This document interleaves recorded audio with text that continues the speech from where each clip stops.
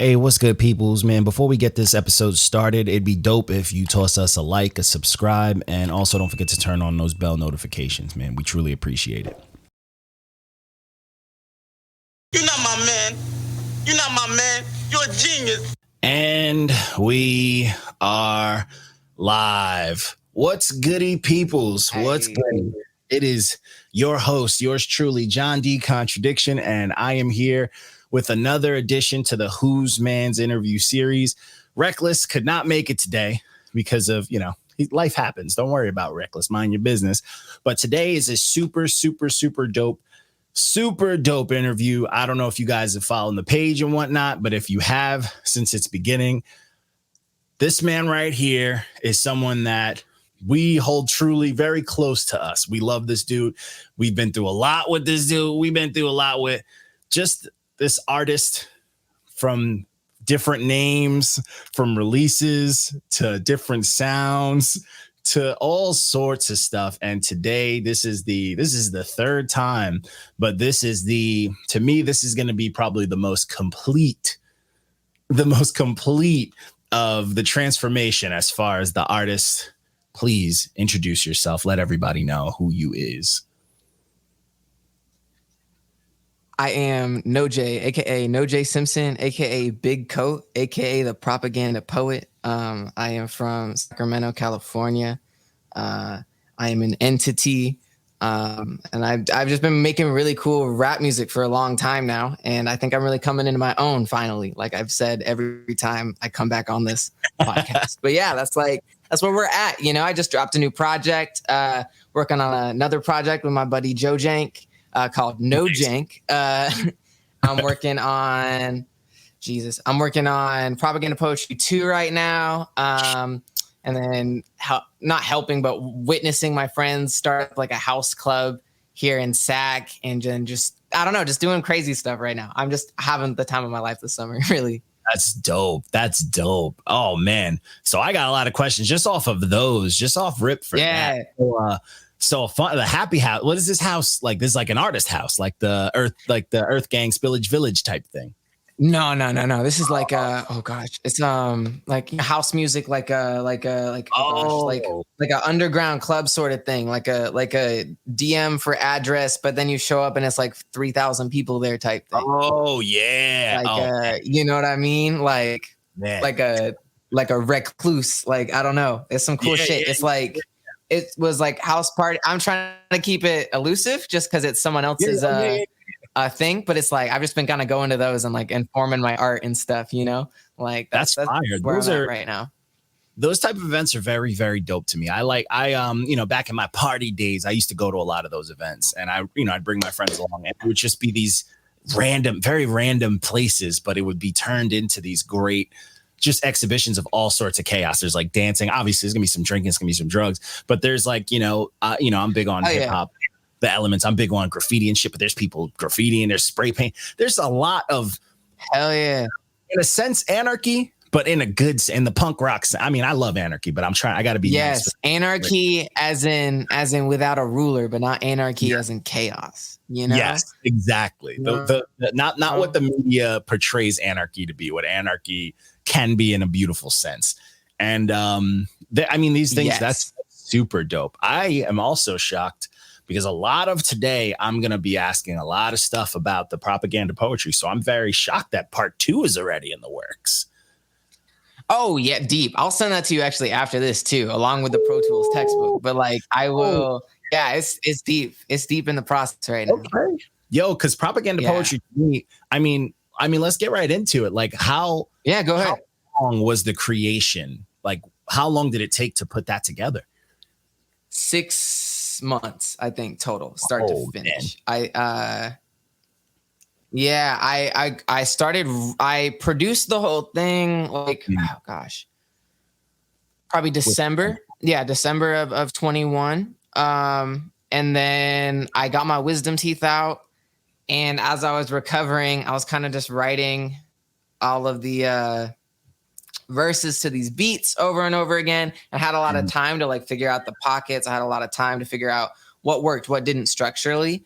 And yeah, so I guess start to finish just took me about like 6 months of just creating a bunch of skeletons, seeing what did work, what didn't work, and then just revising all this stuff. And then like I just started sending out skeletons to different people and getting all these different versions for these tracks. So every track on there, it really, I felt like Kanye for a second, just with like all the different stems I was sending out and like different verses I was swapping on different songs and stuff. It was cool. And that's why I think I'm so hungry to keep working on the series of propaganda poetry, just because I'm so collaborative right now. And I've been working with like pretty much anyone who wants to work. I don't care. I'm just trying to make magic with whatever. Just throw me on it. Let me know. I'll send. Listen, I'll send you. You just let me know. You just let me know if you like something. No, I'll send you something. No, that's fire. I mean, that's the thing too. A lot of artists, it's very hit or miss as far as collaborating. You know, and once you get into a groove where you have almost like a set group of people that you know will come through at like in a timely fashion, that's when the collaboration gets good. That's when it gets fun. That's when you start to communicate.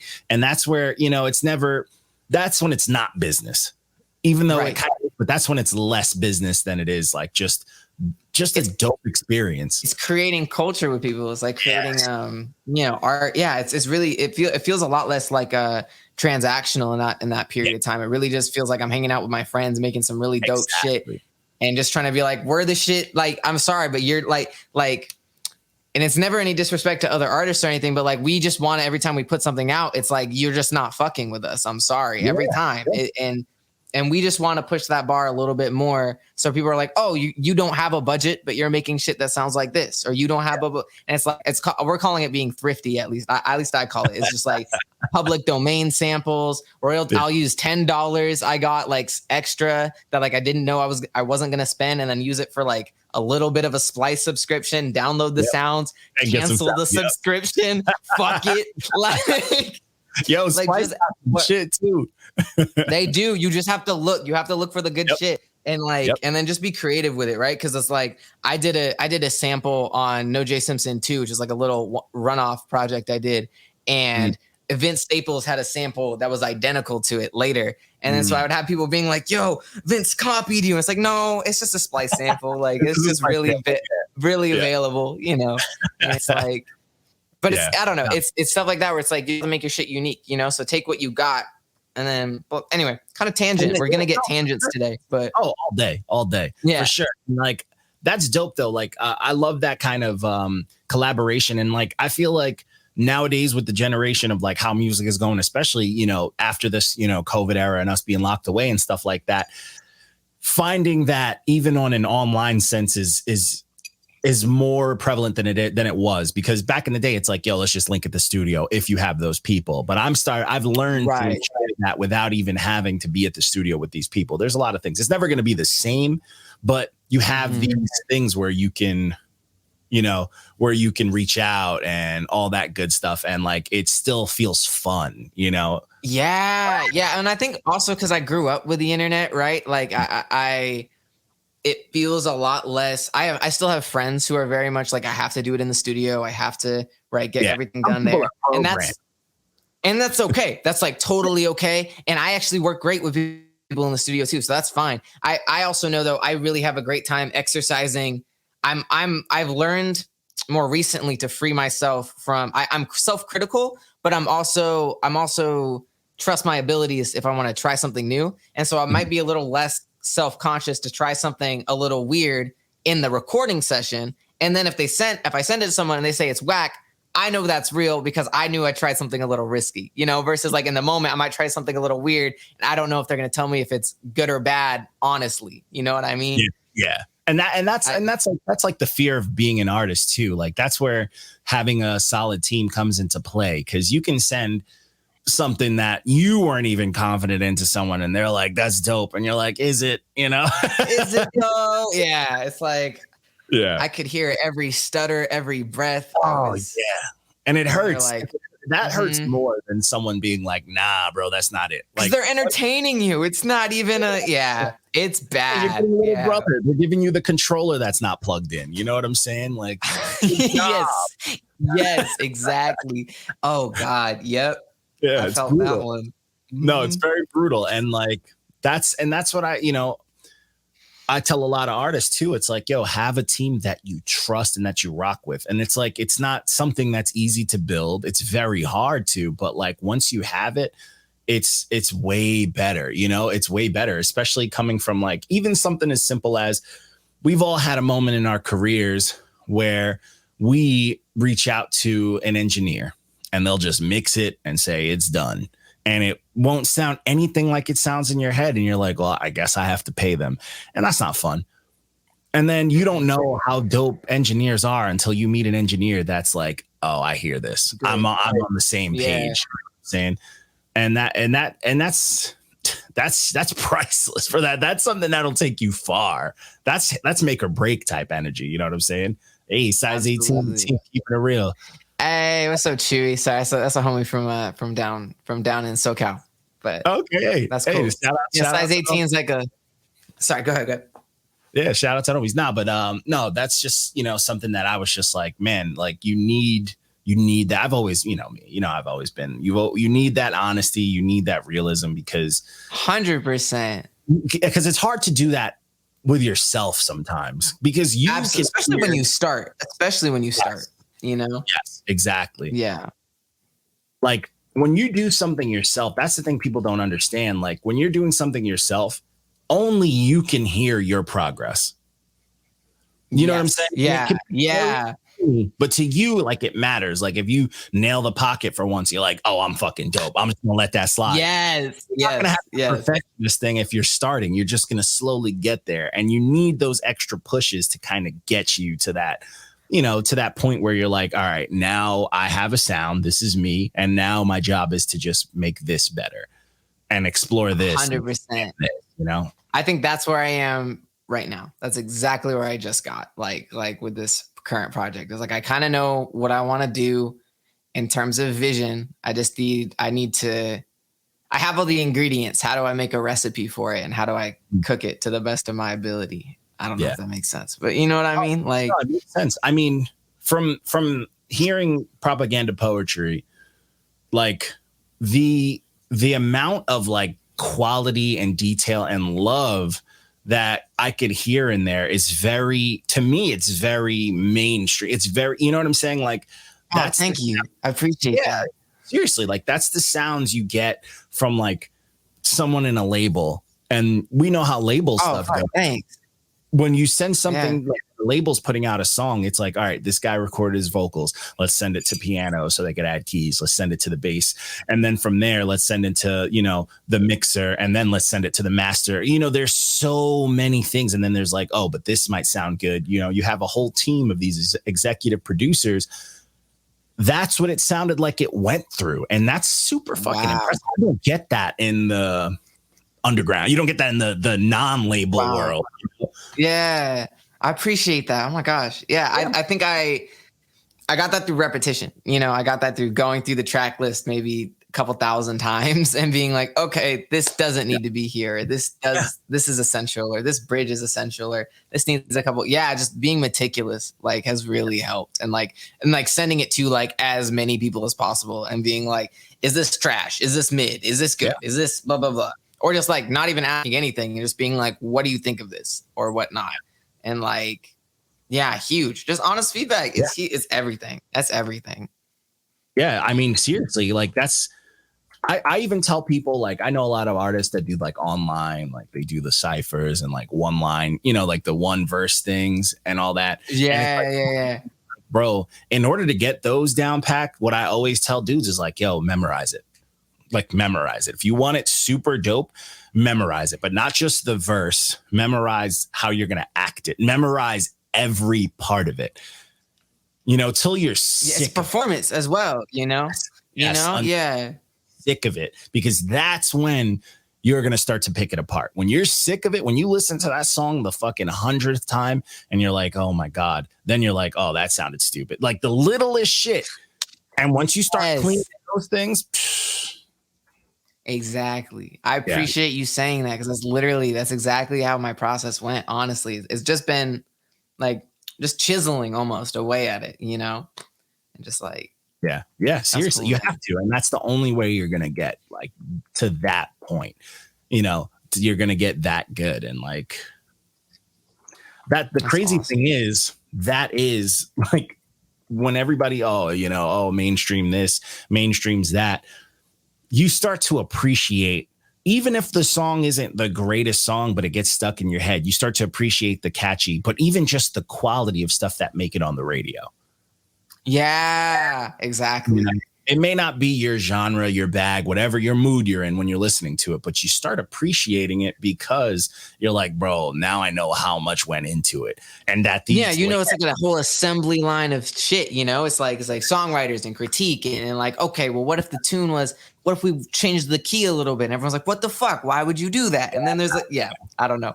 Disputes a lot. Yeah. A lot of disputes. That machine, it's like, as much as like, I don't agree with the big media. I'm like, fuck big industry and all that. I appreciate the machine. Because that's something like, if you love the work, Yes. Love the work. And if like that work was substituted from like, if you changed it from like a robot with algorithms and you change that work into a bunch of just different artists and people with different ears, different backgrounds and different fucking favorite genres, the music then it becomes whatever the fuck it wants to be. It's not locked on to an algorithm or a genre. Then it becomes so open and free. And like, that's one of the biggest takeaways that I had with this project. There was so much I don't give a fuck to it. Thank you. Hey, appreciate that. Hey, thank you. And like there was a lot of that, and I was fucking here for it. Like there were, let's get into it. I got please. Oh my God, whatever you want to ask, I'm here. I got things from my favorite song. So Third Sunday was one of the first songs that like I ran back, and I let people know I like to do my reviews while I'm at the gym. Oh, and yeah. I hoop a little bit, and I'm one of those people that, you need certain type. No, I can, as long as this shit is speaking to whatever mood I'm in, I'm here for it. You know what I'm saying? I can hoop. That's awesome, yeah. Hamilton, I could hoop to Nora Jones. Let's go. You know what I'm saying? Like, anything. This fucking hitting is hitting. And this one, I'm shooting around, I'm running my drills, and Third Sunday comes on, and I'm like, hold the fuck up. I was already feeling it. But that was on, and I'm like, we're running this back. And off rip, I'm just like, love the variety. The thing that you were doing that I like to call, I call them treats, is changing things in the song, but like not fully changing the song, the switch ups and like the flow changes and all that stuff.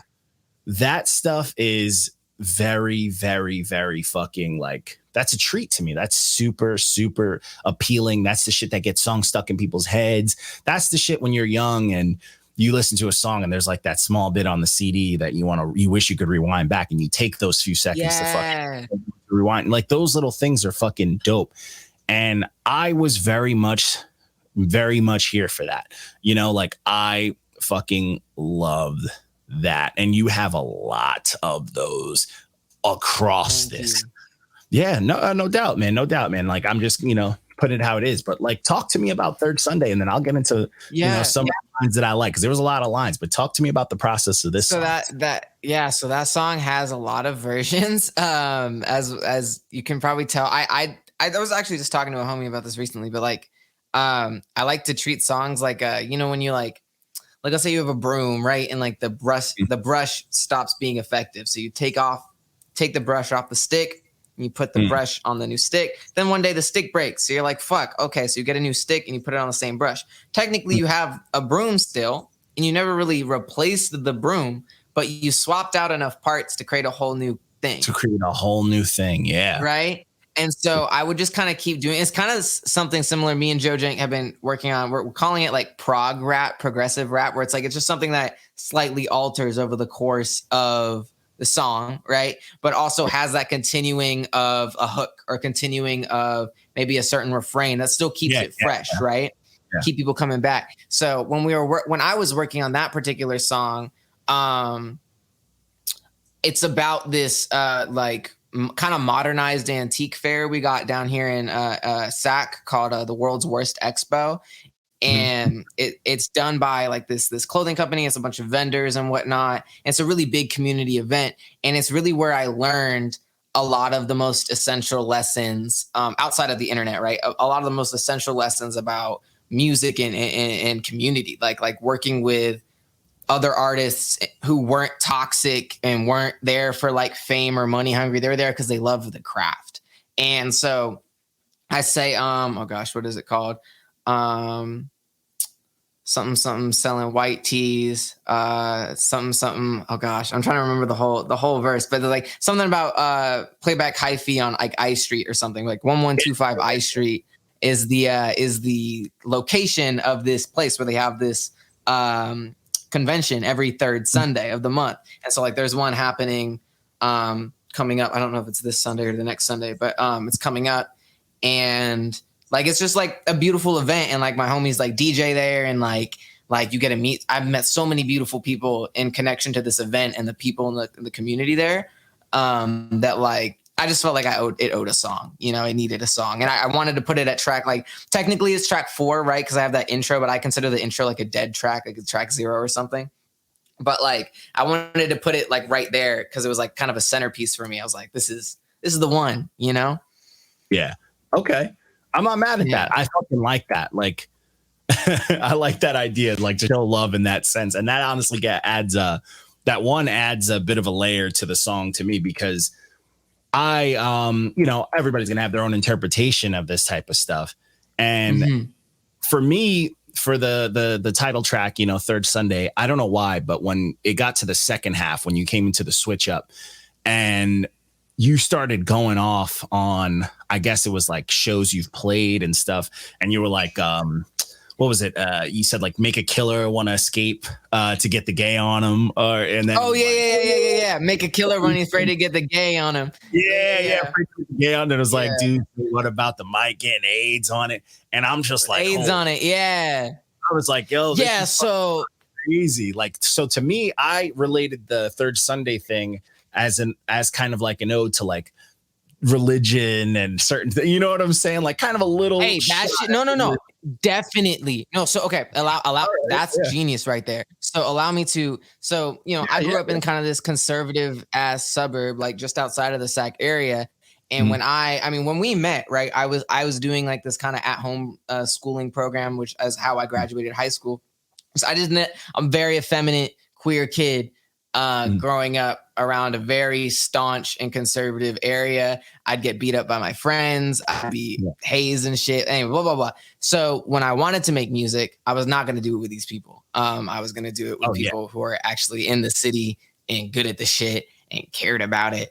And so it was very much like when I went to these shows and stuff, I was with people who affirmed me and like actually cared about me and looked out for me. And so 100% though, like that in itself, like I used to go to church, like at least once or twice a month, like on say, right. And maybe while those sermons were not always like obviously homophobic, there was still the obvious like culture around it and the obvious attitude around it. Right. And kind of replacing that ritual has been going to those conventions. Sorry. So like you're kind of connecting dots in my own head right now. This is kind of cool. Sorry. Hey, I mean, that's the vibe I got, like, cause like just not just the song, but like there's a lot of shots at the traditional, fuckery that, goes on, the shit that's normal to the majority groups, I guess you would want to call them, and there's a lot of shots. There's some more blatant than others. There's some that are a little more low key and a little more smooth as far as like, yo, I'm going to fucking double entendre shot and shit like that. So me knowing that you've always been, you've always had like an artistic side, I was like, I can see this name being a shot at that. You know what I'm saying? So but that's where the project took me, because you were doing a lot of things on here that I was like, yo, and there was some shit too that I appreciated with that, because you also didn't make that the whole identity of this project. You know what I'm saying? Like the identity of this project is like, yo, it's not just that you know, it's not just about your pronouns. It's not just about that. It's everything that encompasses you. Like, this is me as, you know, who you are. This is you as an artist. This is you as a fucking frustrated human because Earth sucks. Like, this is you in every sense. And that's what stood out to me too. And like, that's what clicked a lot for me too, as far as like, you know, the name of the project and like the name of the songs and just the pacing of it and how everything went. Like, to me, I was getting a full experience. And you know, maybe it's also because like we've had our, you know, relationship as far as with the page and just talking, and things were just hitting. Shit was just hitting. Great. Yeah, it was hitting for me. Like you mentioning in this song, you also had that line, you know, the day will come when I don't have to sell a story. Yeah. And that, to me, now that makes sense too, as far as like, you know, the show you're talking about, the Sunday thing. But to me, it was also like, yo, why the fuck do I have to sell you who the fuck I am? Like, I'm just, you know, you feel, yes, thank you. Yeah. I appreciate you. Yeah. I was here for it. Damn, that's cool. No, it's just rare I get people, you know, small artists, is rare I get to talk to people who actually take the time to listen. So I really appreciate that. Thank you. Hey, I'm big on penmanship. I'm big on layers. I'm big, you know me. For people that, you know like how I write and how I do shit like that, I'm trying to layer the shit out of my music. I want people to figure out a quarter of the shit that I'm trying to say. You know what I'm saying? Like, I want to be complex as fuck, but come off, I get like, you, clear and digestible. effortless. Yeah, I get you. So I pick up a lot of that when I listen to a lot of artists, and to me, this song had a lot of fucking lines. Like, that was one that I loved, and I loved, you know, always will love, and the homies ain't afraid to say they love the homies. They love the homies. Yeah, exactly. Thank you. No, I find it so sad. Some people are afraid to tell people they love them because they're like, I'm just gay. And I was like, come on, man. Like, you're only here for so long. Like, come on. Like, you know, what's funny is, you know, obviously, like, I'm a bit older, and you know, I come from fucking an era where, you know, saying shit's gay was like joking with like course. And what's funny is this is some funny shit too, for people who are gonna check this out. People who know me and know like me from growing up and all that. So me and my best friend Randy, we were always like, when people, me and him we're homies. We've been close since we were fucking like 11 years old. You know, we were young.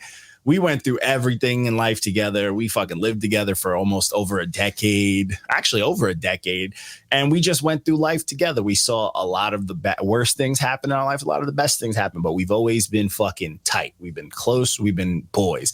And the one thing that's never changed out of our relationship is, because of our closeness, people always used to, oh, are you guys gay? And we'd be like, yeah. And we would work with people, and it got to the point where, so my mom used to always hate it.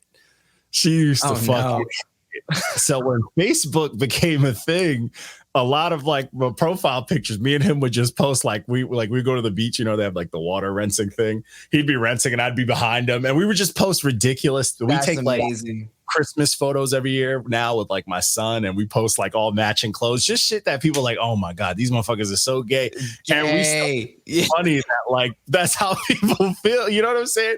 Because to us, it's like, oh, the joke is really on the reaction, right? I mean, it's really, it's on the interpretation. I get that. Exactly. So to us, we've always, but like that, just that kind of like, even that comfort of how cool we are. We've been through everything together. You know what I'm saying? And like shit like that, you're like, I don't care. That's how it is with me, him, and like just my circle of boys. We could say the most ridiculous shit, but we don't care. Like, there's this unconditional love between us. Absolutely. And that's essential. And it's just like, man, if they gotta categorize it or insult it in a way that they have to understand it, it's like, bro, whatever. Believe it, you know, think what you want. We don't care. You know? Yeah. So, we're still gonna love the homies. Not being matter. It's like, bro, facts. Like, I love my boys. Like, we are alive because of that love. Like, why the fuck? Exactly. We are who we are because of that love. Like, we don't give a fuck. So that line, you know, hit. I'm glad. I'm really glad. It hit for me, man. Third Sunday, definitely an absolute banger. And even you said something, I do wish that there were lyrics. Hey, I'm working on that right now. Look, I'm recording all the music videos right now. Please bear with me, please. Reckless, that homies over home. I hope you find your stuff. I mean, that's a tough one. Homies with hoes. There you go. There you go. We can all conspire together. You see, unity. Fact. You know, Fact. Homies with hoes. Mm-hmm.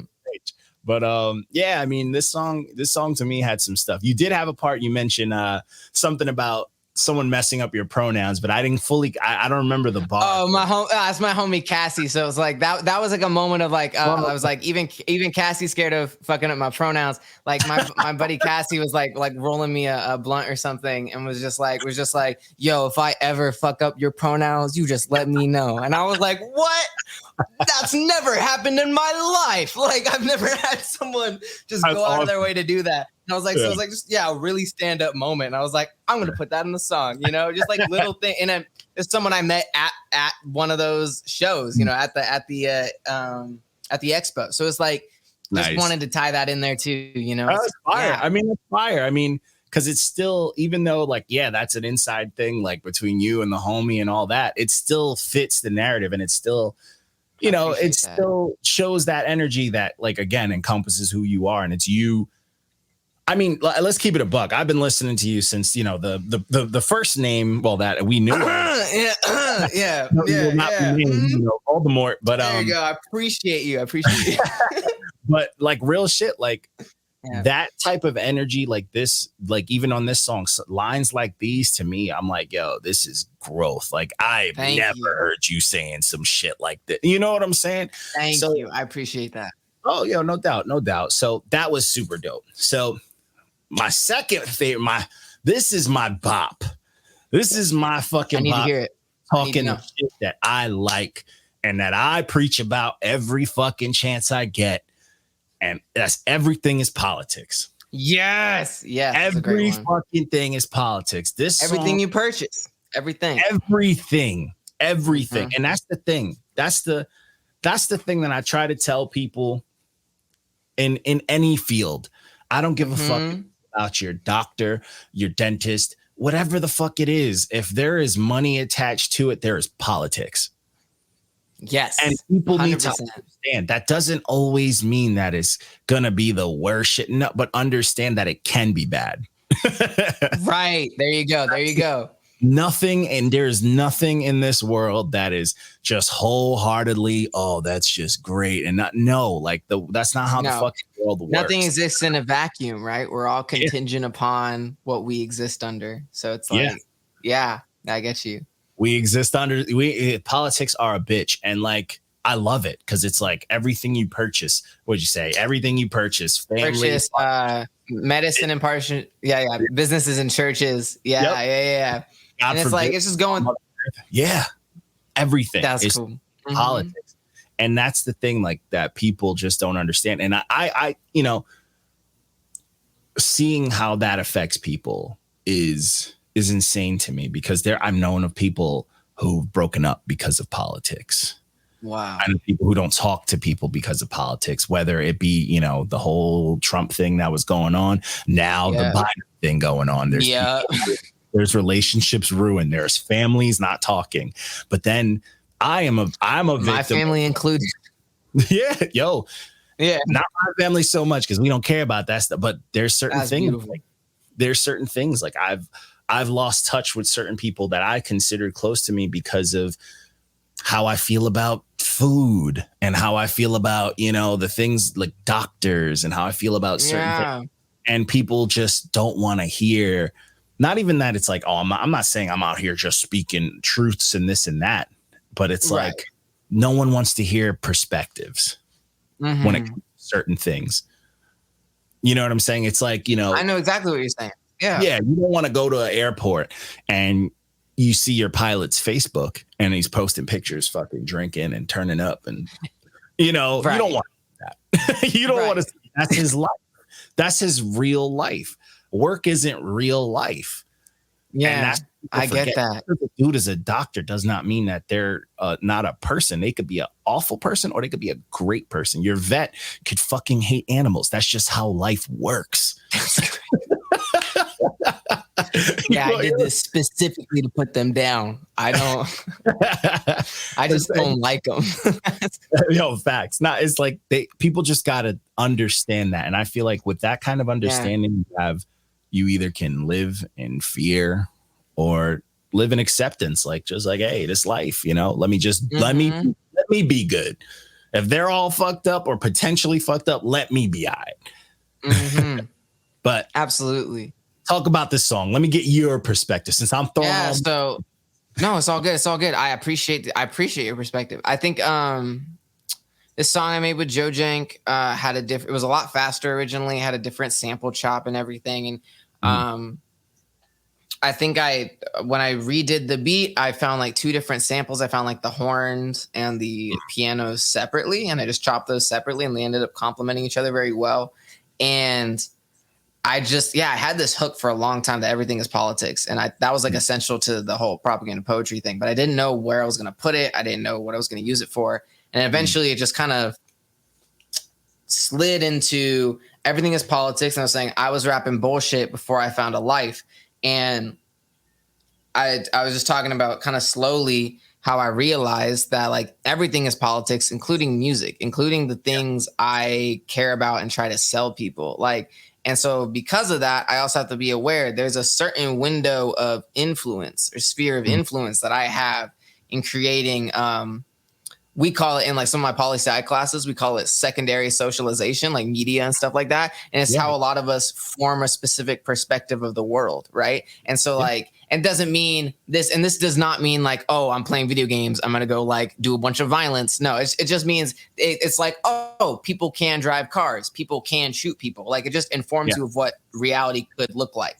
And with this music, I've just realized it's like, I don't have a purpose if I'm not saying what I believe or what I care about. What's the point of working to create something where I can transmit thoughts, I can transmit ideology, I can transmit perspective to people, and I'm not doing anything to better like the people around me or the people I care about, or it's like everything is possible. So anyway, as I get into it, and there's that whole last breakdown, right, where it's like they want us moving corporate, but it's so much more than. It's like every time I get to a certain plateau of excellence in terms of my skill or in terms of like who I'm working with or what rooms I'm allowed into, there will always come another small opportunity of like someone being like, I'm starting up a label myself, if you just want to say, I give you a couple $100, blah, blah, blah, give me your publishing, blah, blah, blah, go fuck yourself. Like, it's like, okay. So it's like every time, I did propaganda poetry, and I have had a couple situations like that again. And it's just it's an evergreen thing. It's just when you realize your voice is valuable too, because the second someone owns your voice in a deal, right? Like they can control what you put out, and when you put it out, they can control how much money you make off of it, right? Yeah. So that's politics. Ownership is politics, right? Politics. Yep. Ultimately, when I get my degree and everything like that, I want to work more with the Union of Musicians and Allied Workers, and like they have a chapter down in LA. I kind of want to learn some shit from them. I want to learn how they're structured, and I want to come back to SAC when I'm around 30. Well, I want to come back to SAC when I'm done with school. But when I'm around 30-ish and I have a more established understanding of music and in local politics and stuff, I'd like to create a chapter here in Sacramento, and just build. Anyway, this is all coming from the song, right? But just build a network for people. You feel me? Like we just don't, like Jordan and I both are down in Pomona right now, which is where I'm going to school, Pomona, California. And there's just, we've reached certain gridlocks with venues because they don't like rap music. Like they only will play indie kids because like they know this, they're like, it's like their friend's son, you know what I mean? It's like there's 6 people there every night, but we could pack it if we wanted. Like we're doing house shows, right? We're doing the underground shit. We're doing house shows, 150 people getting in the backyard, and it's getting to the point where it's like, okay, well, we can't get fined because for like noise complaints, because we don't have that kind of money. So we need spaces. So this is politics. This is where we're at. is like negotiations to the point where it's like we have to just become irresistible. We have to become commodities that create such great music. It's undeniable to not fuck with us, and it's undeniable to not let us in the room. Sell yourself to them, you know. You got to sell it. Yes, unfortunately, Fortunately, yeah, and that fits into Third Sunday. That's the cycle, you know. There'll be a day where you don't have to sell your story, but right now, you got to. That's what we're doing. Mm-hmm. Yeah, and honestly, like just the thought process behind that, like I love it because like this is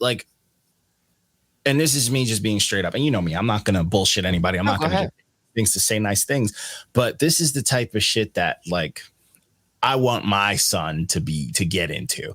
I would want like you and your gen and your influence, like them to be like, yo, y'all are handling these young little fucking kids coming into the game. Because like that shit to me is so smart. You know what I'm saying? Like that kind of ideal and like that kind of just the whole mentality of like the structure and getting things together. It's smart to me. And like it fits into the title, like propaganda poetry, because it's as light as it sounds, as catchy as it sounds, like it's such a strong title because people forget. Like one of the, I say this all the time, it's like my favorite quote that says it's going to be a John quote, but half plagiarism. But like I always say, like, that's okay.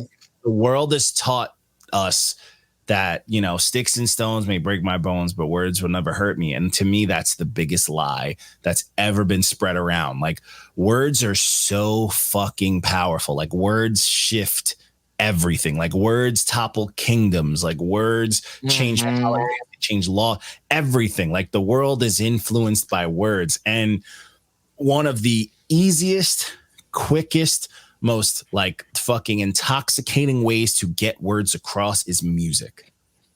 So when people tell me that like certain music is not affecting the youth, they're a fucking lie. Like you are completely detached from earth. Like that shit is very crazy to me. You know what I'm saying? Like that shit is very crazy to me. Like the words mean everything. Like every fucking album that I can say is in my top 5, every word stuck to me. Like my whole fucking, you know, my whole punk rock all these punk bands I grew up, these are my politics. This is how I grew up. They still stand by the politics that these motherfuckers taught me because they predicted all the shit we're going through now. Like this is real. You know, music is here, bro. Music is powerful. And that's why it's some of the biggest, most fucking influential shit out there. But also like hip hop, it didn't become the greatest genre by being like not like literally hip hop is one of by being to the form, right? Yeah, you have to focus on the fucking words. Like a pop song, you could just sing and dance, but a hip hop song, there's some shit that's going to stand out. And like, that's why to me, like seeing a lot of artists kind of dumb it down and not really express themselves to it. It's like, bro, you're doing yourself and your fans a disservice. Yeah, especially if they're sorry, keep going. No, go ahead. Like you can do so much more, you know? Exactly. Especially if everyone has unlimited potential.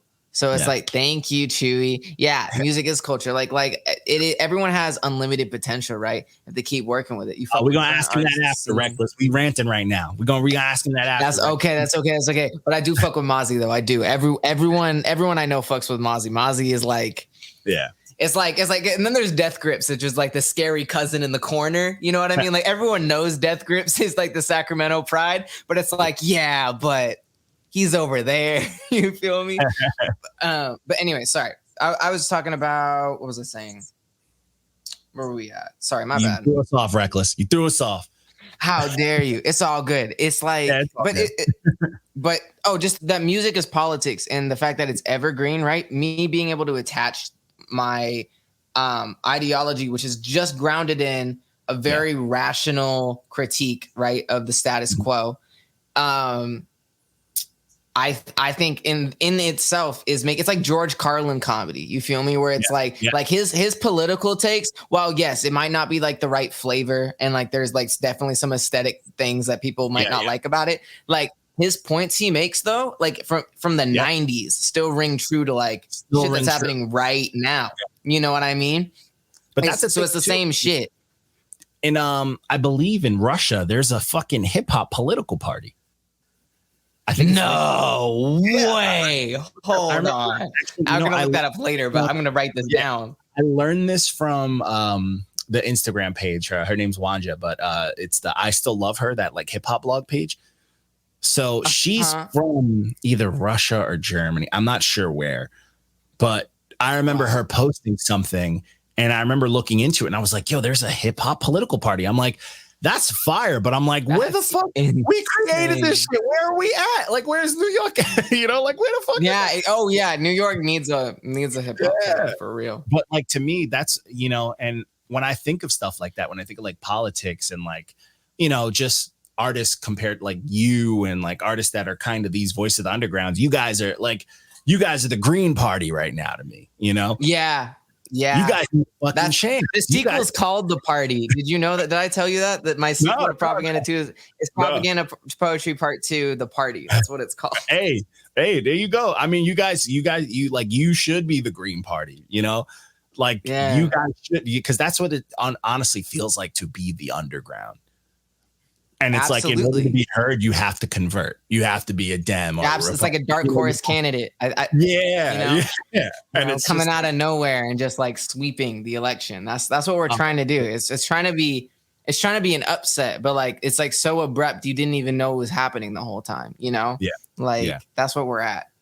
Yeah, I'm truly on board with shit like that. Like, because like I've always, even though I put out music at my pace, I like to do stuff like that. But I take my music very fucking serious. Like, if anybody's ever listened to shit that I put out, like I am constantly tackling mental health in my music. Like I am constantly tackling mental health. When I started rapping to when I was an angry 20-year-old until now where I'm an angry 30-year-old. Like I am constantly pouring out my experiences and like just the thought process and things that are very difficult to talk about with friends or difficult to approach and be honest with.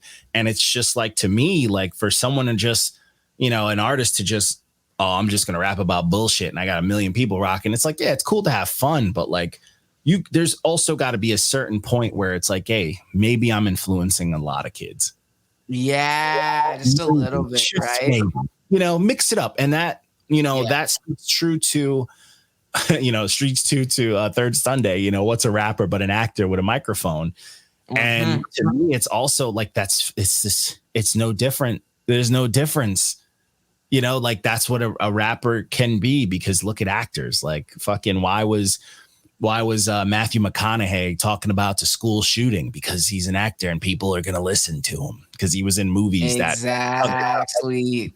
Man, you know, yeah, you're seeing what I'm laying out. I appreciate that. That's cool. Yeah. And it's a game, and it's a powerful game, and it's out here. But like the propaganda side of it is like, I mean, you know, at the end of the day, you're putting out something in order to be like, hey, what side are you on? You know, who are you with? Like, what is your reason? What's your purpose? What's your goal? What's your good? What's your bad? You know what I'm saying? Like, that's what the music's here for. The music is like, 100%. Yo, I'm complex. I'm this, I'm that. I'm here, I'm there. I'm all these things, but what are you? And that's when music can, hey, I'm here. I'll be listening, man. When music can challenge that, to me, that's powerful shit right there. that's the shit that, you know, that's the shit that people need.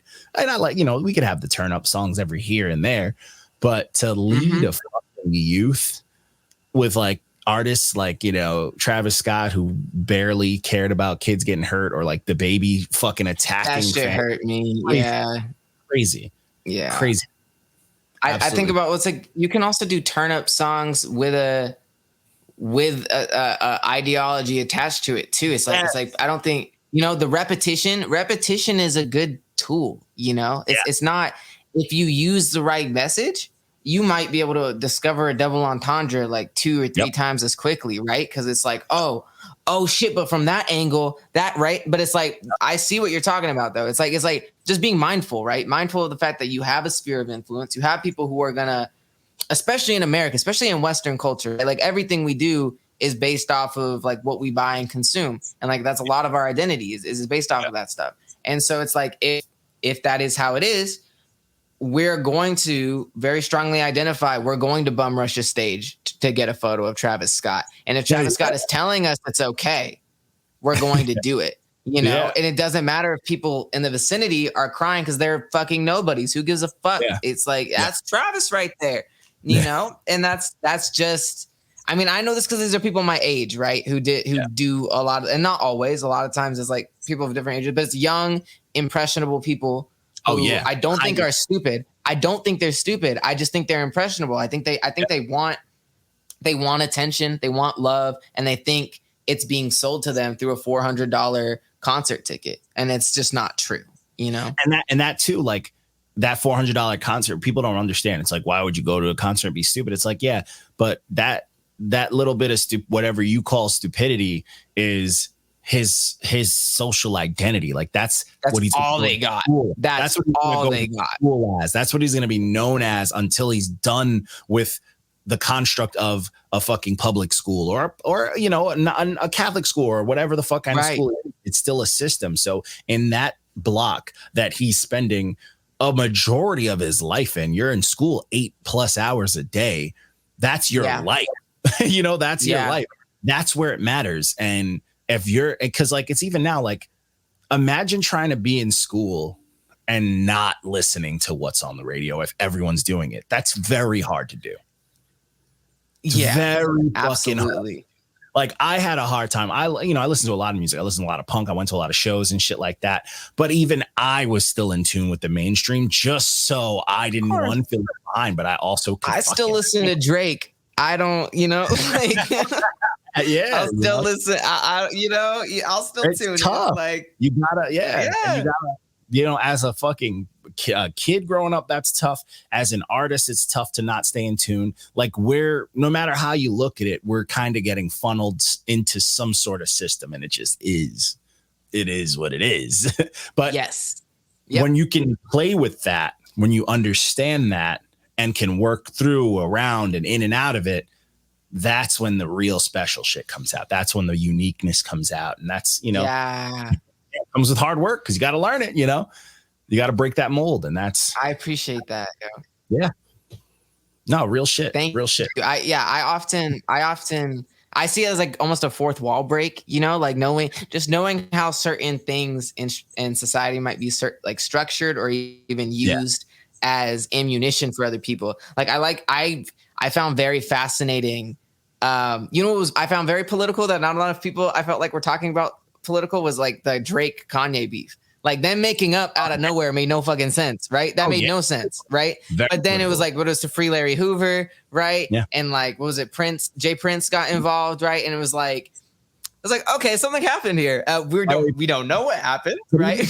But leading up to it, like they literally, like, think of a fucking presidential camp. They literally led like smear campaigns against each other to the point where like one person posted one person posted this, and like other artists were chiming in with like, you know, diss track. Like it was very fucking political, and that shit shook the world, bro. You couldn't tell anybody who's a music fan what was actually going on in the world when that shit was happening.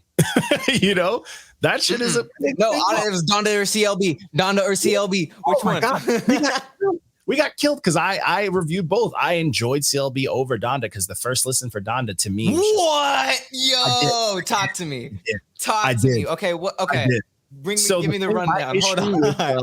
My issue with Donda was there was so many attempts at just trying a lot of things, and I don't think a lot of Kanye's things fell really right on my ears. Some things where he was just sharply going in and out of sonics. There were a lot of things that I did like, but there were certain things that just weren't hitting me right. And like, I do appreciate the dude's ear and his mixing for stuff, but I feel like he was just trying so hard to make something very artsy, but like it kind of, to me, is like his fashion. It's just not for me. It's just, I don't think his fashion is really it, because I feel like it's try hardy, and I feel like his project sounded incomplete. And you can tell it changed like 4 or 5 times after it came out. Like verses being cut, and then him disrespecting people on Drink Champs. It just sounded as chaotic as him. His life is at the moment. Yeah. And to me, I love a good amount of chaos when you can put it together. But like he was just like, some of the features were thrown on songs that they didn't make sense on. Some of the songs I get that too. Yeah. turns that just didn't fully land it. Some songs were too long, and the project was wild long to be that chaotic. Oh my goodness. It was like 2.5 hours. Yeah, Oh, that was crazy. God. It's too much. Yeah. Too much. And I get CLB that. was just music. It was just music. So I That's was true. like, listen to this because CLB was nothing out of the ordinary. I'm not gonna say it's Drake's greatest because it wasn't, but it was just to the point. It had bangers on it that you knew were gonna be played on the radio, and it had some mid songs that were just like, this is cool, but nothing I would be like, oh, this ruined my mood or made me feel weird. I was just like, hey, this is just, it's Drake being Drake. I get that too. I felt the same about both of it. I just thought Donda was kind of like a reiteration of the Pablo process, but like with more exploitation of mixing engineers like involved, you know? Like that was a little insane, but the amount of people it took to put that together. And it was like Howard Hughes making his big ass plane. God. Like that was insane. You know? You look at the song credits, it's like 30 people. It's like, bro, you're not. It's a book. Cohesive. Yeah, you're not doing something cohesive with that many hands on it. It's like, come on, Kanye, like get it together. And honestly, Pablo was very chaotic, but Pablo, that's my favorite Ye album. I'll say it. That's my favorite one. I like Pablo, and I feel like people didn't give that as much credit as it deserved because even if you listen to it now, it's very unique. I don't know where to categorize it, but I fucking fucked with Pablo. Pablo was very, even though it was chaotic, the chaos was clean. Yeah, it felt like a rock album almost, like in terms of its boldness. You know, it's like, I don't give a fuck if this hurts your ears. This is new. This is Kanye. Yeah. I like that. Pablo was solid, but Donda to me was just too much. I respect that. That was how I felt about Donda too, because I was like, okay, this one's already broken. We're going to do another broken one. Yeah. And it was like, what's here? You know? It felt complete. And it was very upsetting to me because like Kanye, I usually look for like some sort of cohesiveness, like some sort of thought. You know, all these projects usually have a complete thought. And Donda, for something that's named after like the person, you know, who his late mother, right? Who literally probably is responsible for him completely turning into what he is today. I expected something that should have been more him and not more everyone else that was on it. Yeah, I get that too. I get that too. It was like, you know, it was a letdown for me because I was looking forward to it. I like Kanye. Kanye puts out some shit. I'm usually having a good time. I took mad inspo from the rollout, at least in the passion of the rollout. I was like, that's cool. That's cool that you're just being weird about it. I don't care. Like a live stream of just people wearing full suits of armor. I'm with it.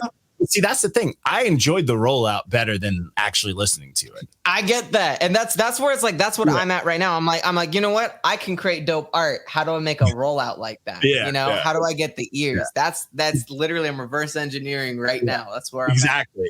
Because that rollout was fantastic. But like, even then, like you, like with your project, you have there's a lot of influences for sure. And there's a lot of switch ups and changes, but your project is cohesive. And that's super fucking important. I appreciate that. Yeah. For something that has like a message like that, that's very important, you know? And, you know, to move forward with that too, I did have 2 other songs that hit for me. Pressed, I really liked the whole lot. Obviously, Press is just fantastic. Messy in the industry, same as every industry. You know, we touched upon that. We all know how industries work. But the one song that I did want to talk to about that really spoke to me was Hell's Cold, man. Damn. You had some lines like on that there. One. You had some fucking lines. And I will say, to give you your flowers, bro, I can hear the progress. You switching up your flow and trying all sorts of things. You fucking nailed it. Good. Thank you. Your cadences, the confidence in your cadence has been solid. You've been playing with your words, and I like that a lot. Thank you. Living like a potted plant till money trees grow revenue. Fire. Yeah. Thank you. I learned it all from scratch. Instead of dreaming, I would jot. Super solid. But my favorite line, which to me is a fucking fantastic display of penmanship. This is the only type of shit you write when you're having fun and your mind is constantly racing and you're putting it down on paper. Hate being honest with you. Just want a backlash. I just want to play the joint and maybe have to pass that. Fire. Thank you. Fine. I really appreciate that. That was the one where I was like, this is the one. This is the outro. This is the outro verse. That's fun penmanship right there. And people understand that is fun. That is fucking, you got an image. you got a feeling, you got some honesty, and you got some slickness. That shit is slick. You know what I'm saying? That's what I like, bro. Like, and yo, come on. Back in the day, you was not trying to do that. That's true. This is true. This is back when I was at Subway. I was not rapping like this. I was not. Yeah, and I appreciate that. I love good penmanship. I'm a big fan of penmanship. Always have been, because to me, I grew up in poetry, so obviously, of course. Hey, I get it. Yeah, and seeing lines like that, bro. Come on. I appreciate that. Thank you. Tough, like the cadence, the delivery, just the fact that you were, you got your Russ on as far as producing and get your engineer. Shit. Yo, that's fire, bro. You put together a dope project. Yo, real shit. On my computer, so everybody knows about my infamous notes, because I talk about it. I got like a series of notes, and I like to organize everything. So I use the sticky notes app, and I write shit, and I have a list of people that I want to work with. So my homegirl Defia's on here, the dudes at Super Heyru, and I have you in a little box at the bottom. Need to work on something. Parentheses, project, feature, anything. I'm trying to work on something, and this real shit. I am, whether it's, and I am, you tell me what you want. You tell me your value, whatever it is, I'm down. Word. And I'm trying to work. Okay, I'll keep that in mind. I'm working the fuck out of propaganda poetry. So I'm doing the three things. I'm getting my lyrics down for volume 1. I'm getting the music videos done and published for volume 1. I'm working on No Jank with Joe Jank. And I'm working on propaganda 2. And I'm in that skeleton process right now, right? Where I'm just sending out instrumentals to different people. If I have anything where I hear your voice on it, I will send it to you. And that will be annoying and it will be consistent. And you're just going to have to tell me to stop at a certain point. But I will be sending you stuff. No problem. Hey, that's fine. That's 100% fine by me, bro. Whatever your process is, I'm with it, bro. I have no worries. Cool. But, so, we don't want to hold you too much. This is the Ramble Fest. No, it's okay. Yo, plug in whatever you want to plug in, all the stuff. For sure. Go for it, man. Yeah, I'm Nojay. I'm at Nojay. I'm pretty much everything important. It's Instagram, Twitter, whatever. And I'm entering an era of consistency that many haven't seen in a minute. And I think what we're doing in the underground all across California right now specifically, but in general, I think everyone in the underground and all across music scenes and local music scenes should get together and discuss ways to take over this shit, discuss ways to get into venues, discuss ways to get shows together, discuss ways to get music out where you're not criminalized, get music out where, you're not fucked over. And so that's what I'm here for. I'm working on 2 new projects right now. I got Propaganda Poetry out right now. Just came out in May. And then I'm working on Propaganda Poetry 2 and No Jank. And those are also coming out soon, 2022, 2023. But yeah, that's it. Hey, fire, man. Yo, this was truly dope. I had a lot that I wanted to talk about, and I got my list out of the way, so I feel good about it. I'm glad I got some insight. Glad. Makes the project better to me. You know what I'm saying? It makes it better because now when I listen to it, I'm going to have this in the back of my head. I'm going to enjoy it more. But I truly enjoy the project, and I'm telling y'all, check the shit out. If you don't believe me, the shit got an 8 from me first listen, and it's probably at like a 9.5 for me personally. Let's go. And awesome. We don't do the recounts, but I'm letting people know like this project is super dope. This is something that like awesome. This is a truly like it's from the youth up until older. This is a lot of the frustration of like what people are going into 2023 with, the younger cats, at least, the ones that have to realize that there's just some silent majority out there, people that are just painfully hateful and old school and all that other shit that we can't do nothing about. But like, this is for you, man. This is for those people. This is for those thinkers, those people who like to question why and question everything, which you need to fucking do. Stop being a goddamn sheep, even though I get it as human nature to be leaders and followers, but still, this project is for you. Check it out. The link is in this description. It's going to be on this when this drops. It's going to be all over the place. You can check out our review for it. Check him out.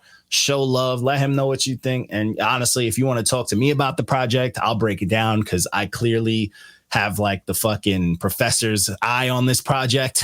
I've been breaking it down since it came out. And yo, real shit, this was dope, man. I appreciate you coming on here and chopping with us again. And yo, super fucking proud of you. Super fucking proud and super hyped at like just where you are right now. And I'm excited to see what's next. I officially cannot review you anymore because I am a fan. So we got to send you to the other people. But that's okay. I appreciate you. And thank you again for having me on so much, throughout my trajectory. So yo, this that progress, that progression, boy, we got it. Got a lot of it, man. I'll send you that textbook, and I'll send you that the propaganda 2 immediate. Hey, appreciate that. Truly appreciate that. Yo, people, we signing off. Have yourselves a good night, and we are getting off this live. And also for you, I'm gonna be dropping this next week, but they can watch the live tomorrow. But next week I'll drop it and we'll get a little thing going. But yo, everybody, y'all have a good night. Go check it out. Propaganda Poetry by Nojay, man. Stop fucking around. All right. Go listen to it. It's dope. Peace.